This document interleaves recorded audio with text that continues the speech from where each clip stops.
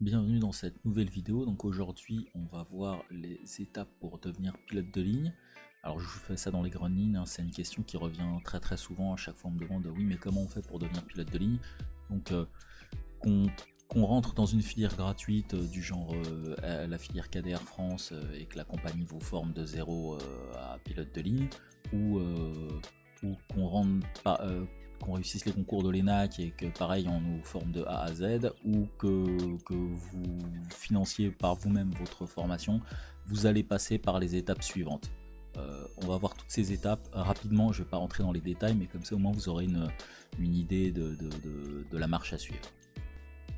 Alors la première étape c'est le PPL pour Private Pilot License. Alors là c'est donc ta licence de pilote privé A, avion, pour avion parce que tu en as aussi H pour hélicoptère, PPL-H, c'est pas le même prix, attention. Et donc à ce niveau là tu commences de zéro, tu vas voler sur des avions 120 chevaux monomoteur à piston et tu vas apprendre tout ce qui est l'environnement aéronautique, la théorie, parce que tu auras une partie théorique et une partie pratique pour valider ton PPL, et à la suite de ça tu pourras voyager en avion, emmener des passagers sur des avions monomoteurs à piston. Tu n'auras pas le droit d'être rémunéré, mais par contre tu peux partager les frais de vol. Voilà, donc ça peut se faire, l'enseignement se fera probablement sur des R400, 120 chevaux ou 160, des fois ça dépend des aéroclubs. Il y en a qui sont plutôt sur du Cessna 150, 152 ou du Diamond DA40, ou il y en a c'est de l'Aquila ou du Tecnam, enfin d'autres avions.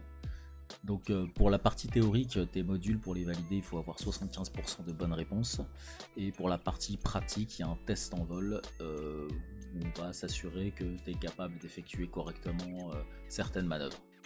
Alors l'aptitude médicale classe 2, bien sûr pour pouvoir partir en vol en avion pour ton PPL, ou du moins même pour qu'on puisse te laisser partir tout seul en avion, il faut qu'on soit sûr que niveau santé, tu vas pas avoir une crise cardiaque en vol au premier décollage.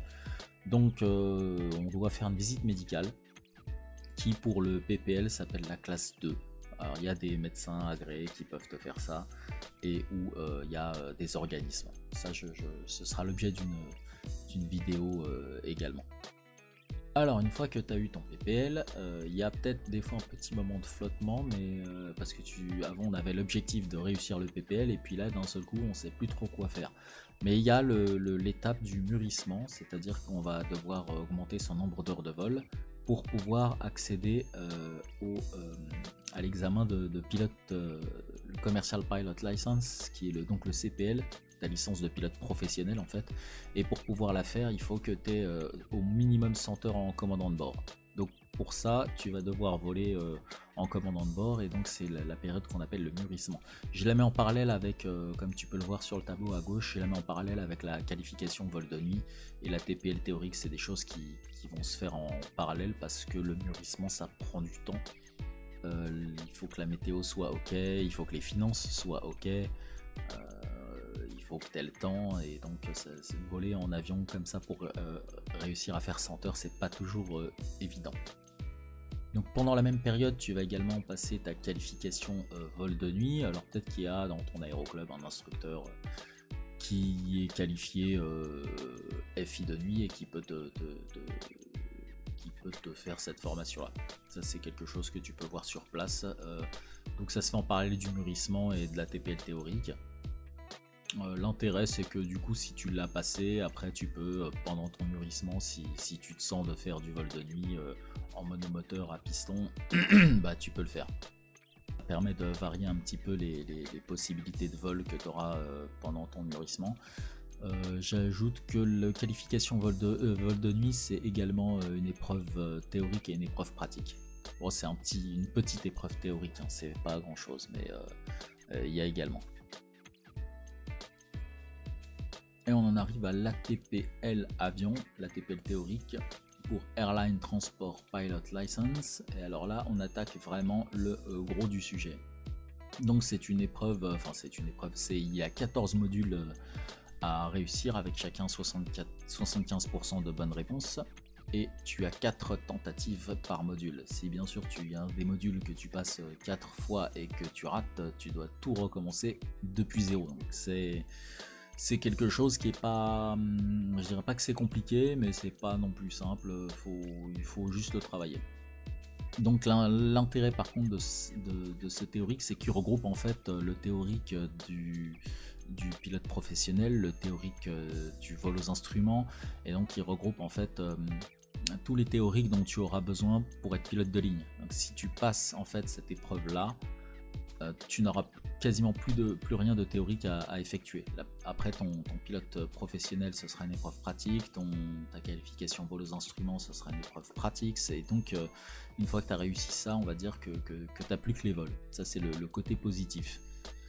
Donc ça prend un certain temps à effectuer. Moi je conseille de le faire en parallèle donc, du mûrissement et de la qualification vol de nuit, parce que si tu as tout le temps le nez dans les bouquins, au bout d'un moment peut-être que tu peux déprimer, et donc le mûrissement c'est sympa de le faire en parallèle, parce que tu sors et un petit peu le nez des bouquins, et puis ça te permet de mieux appréhender du coup la théorie, de passer de la théorie à la pratique et de mettre en application tes connaissances, ou de mieux comprendre ce qui se passe quand tu voles. C'est un côté, là tu vas vraiment aller au fond des choses, que ce soit pour les systèmes avions, la navigation, enfin toutes les matières que tu peux avoir rencontrées précédemment pour ton PPL. Et là quelque part tu touches un peu le métier de pilote de ligne du bout des doigts. C'est extrêmement intéressant, vraiment il y a des choses très très intéressantes dans les bouquins. L'aptitude médicale classe 1, alors ça c'est obligatoire donc, pour pouvoir entrer en pilote professionnel. Et donc il y a des personnes et ou des organismes qui sont habilités à te délivrer ça. Donc c'est quelque chose, à la limite, quand on veut vraiment devenir pilote de ligne, c'est quelque chose qu'on pourrait faire avant même la licence de pilote privé, pour être sûr qu'on ne va pas se retrouver bloqué à un moment donné et pas pouvoir avancer parce qu'on a un problème de santé qui ne nous permet pas de devenir pilote de ligne. Donc ça peut être une précaution à prendre avant de se lancer dans un cursus long, cher, et qui demande beaucoup de ressources personnelles. Donc ensuite tu passeras ton Commercial Pilot License, donc ta licence de pilote professionnel. Donc ça se fait sur un avion type pas variable train en rentrant, généralement plus puissant que ce que tu as en aéroclub. Ça va plus vite, c'est un peu plus complexe. Les tolérances qu'on va te demander de respecter sont bien inférieures à celles du PPL. Il faudra être beaucoup plus précis dans ton pilotage. De manière générale, oui, on a tendance à dire que c'est un PPL amélioré. L'idée c'est aussi que tu vas suivre plutôt la réglementation donc commerciale de vols commerciaux, et non plus la réglementation de vols non commerciaux comme tu avais l'habitude de faire en PPL. Donc on va se viser en fait une application professionnelle du pilotage. Ensuite, tu vas passer ton IRM, donc ta qualification de vol aux instruments, et ton multimoteur. Alors, ME pour multi-engine et IR pour instrument rating, donc en fait qualification de vol aux instruments. Donc là, ça va se passer sur un bimoteur à piston. Là, c'est un PA30. Et c'est la partie, je dirais, la plus agréable de la formation. Moi, c'est vraiment la partie que j'ai le plus appréciée, parce que tu te retrouves la météo est beaucoup moins bloquante. Tu peux voler dans les nuages, dans la couche, traverser la couche, alors qu'il pleut tout en bas et que tout en haut, t'es au soleil. Donc c'est très intéressant également, parce que tu vas te retrouver à voler sur un avion encore plus complexe.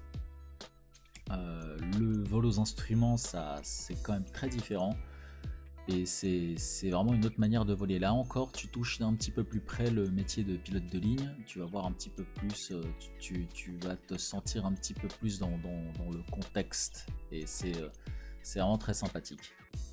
Pour la phase de qualification multimoteur, tu vas utiliser l'avion en vol asymétrique. Comment ça se passe quand tu perds un moteur, comment ça se passe le vol sur un moteur, le vol sur deux moteurs, quel est le moteur critique, enfin ce genre de choses. Donc c'est C'est vraiment l'étape d'au-dessus, c'est des avions encore plus performants, c'est également des prix qui tuent, hein, faut pas se le cacher.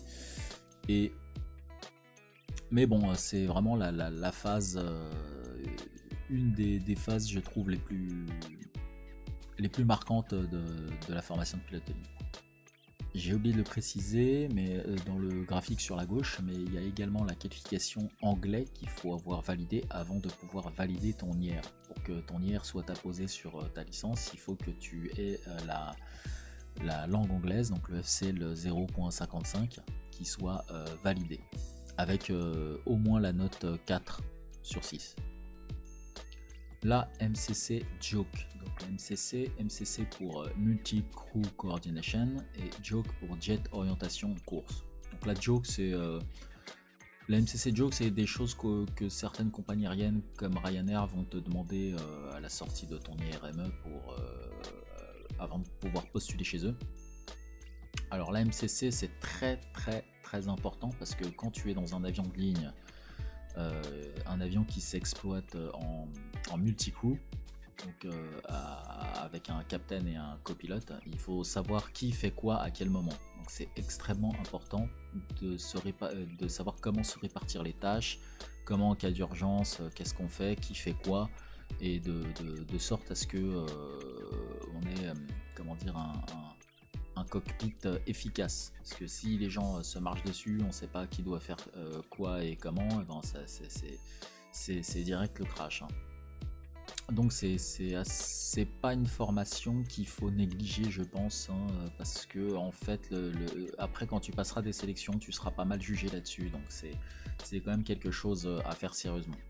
La Joke, donc pour Jet Orientation Course, c'est une formation d'une journée qui te permet de voir un petit peu les différences entre les différences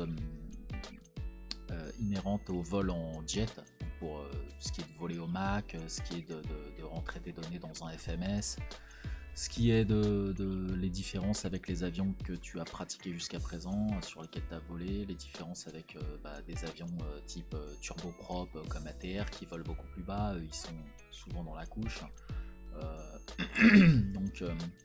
Donc voilà un aperçu de ce que tu vas voir dans la formation MCC Joke. Alors le FI pour Flight Instructor, ça si tu veux faire de l'instruction, donc si tu veux être instructeur en aéroclub, c'est une qualification qu'il faudra passer.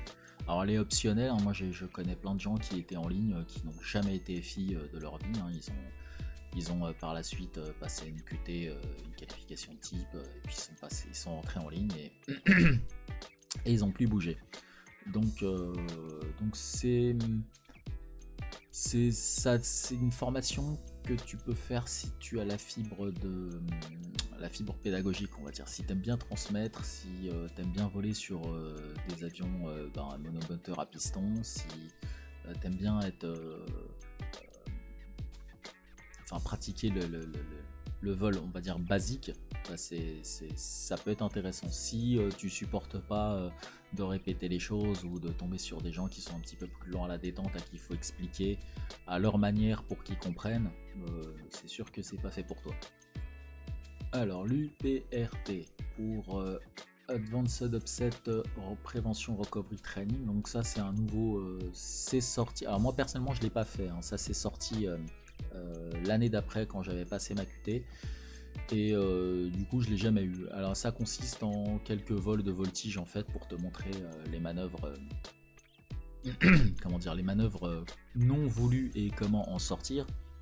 Mais bon, en fait tu en fais déjà un petit peu lors de ta licence de pilote professionnel. Tu vas faire un vol en avion de voltige pour justement pour sortir des situations non usuelles, non voulues. Donc et également si tu fais ton flight instructor, ça aussi tu vas le faire. Donc c'est un petit peu redondant, je sais pas trop pourquoi ils ont mis ça, peut-être il y avait un petit billet à se faire. Bref, voilà, ça c'est l'UPRT. La qualification de type QT. Donc la QT c'est vraiment ça qui va te permettre de prendre en main, on va dire, un avion de ligne.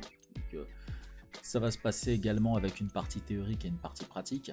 Donc la partie théorique, bah, tu vas étudier tous les systèmes, les performances, et là on n'est plus dans du DR400, hein, c'est des avions extrêmement sophistiqués, il y a de l'hydraulique, il y a de l'électrique, il y a des centrales inertielles, il y a, énormément de choses. Donc tout ça c'est les systèmes qu'il va falloir étudier, il y a des performances aussi, il y a un test théorique donc, pour ça, et ensuite tu attaqueras les simus, et dans les simus, eh ben, tu vas voir toutes les pannes possibles et imaginables, comment les traiter, comment les gérer, et comment mener à bien un vol sur cet avion. Donc ça peut être une QT sur Boeing 737 hein, comme moi, ça peut être une QT à 320. Après il y en a qui passent des QT sur ATR, sur d'autres appareils. Ça dépend de ton employeur, ça dépend de l'emploi que tu arrives à trouver à ce moment-là. L'adaptation en ligne ou AEL. Donc une fois que tu rentres en compagnie, tu vas passer par une...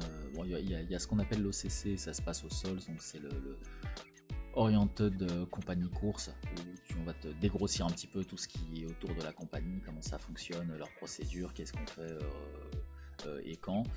Et donc quand tu partiras en vol, tu feras l'AEL. Donc là tu voleras avec un commandant qui est un line training captain, donc c'est quelqu'un qui va te coacher on va dire sur tes premières legs. Et il va s'assurer en gros que tu appliques bien les procédures, que tu pilotes correctement, que tout se passe bien et que tu es apte à être lâché en ligne.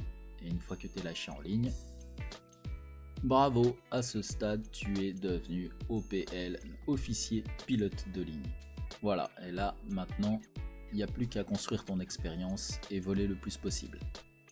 Je rappelle qu'il y a à votre disposition la FlyMap Objectif Pilote de Ligne qui récapitule toutes les étapes nécessaires pour devenir pilote de ligne afin de vous organiser. Donc ça c'est complètement gratuit, hein, c'est le lien que je mets en description. Vous trouverez également en description les liens pour la FlyMap PPL, ainsi on peut voir tous les modules théoriques qu'il faut passer, les épreuves pratiques qui a passé également, et tous les modules de la FlyMap ATPL. Alors pour le PPL, l'épreuve commune et l'épreuve spécifique, je crois que maintenant ils ont remis ça ensemble, mais les modules restent les mêmes.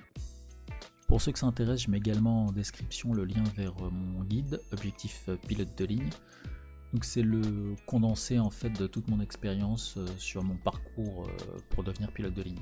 Donc c'est ce que j'aurais voulu savoir avant de me lancer dans l'aventure.